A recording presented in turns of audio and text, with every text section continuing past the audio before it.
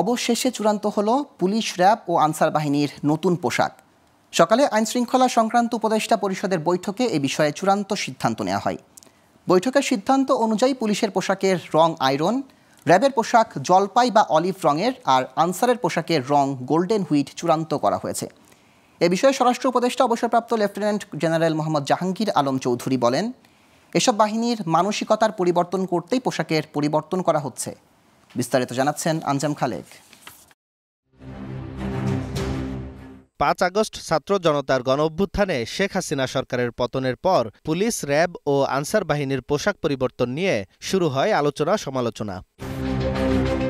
অবশেষে ১২ আগস্ট পুলিশের ইউনিফর্ম ও লোগো পরিবর্তনের বিষয়ে একটি কমিটি গঠন করা হয়। ১০ সদস্যের কমিটিকে ৭ কর্মদিবসের মধ্যে প্রতিবেদন দিতে বলা হয়।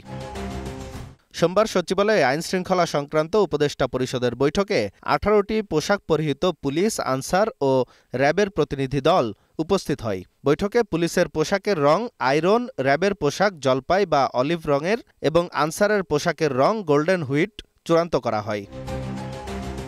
এ বিষয়ে স্বরাষ্ট্র উপদেষ্টা অবসরপ্রাপ্ত লেফটেন্যান্ট জেনারেল জাহাঙ্গীর আলম চৌধুরী জানান, পুলিশ, র্যাব ও আনসার বাহিনীর মানসিকতা পরিবর্তনের জন্য পোশাক পরিবর্তনের সিদ্ধান্ত হয়।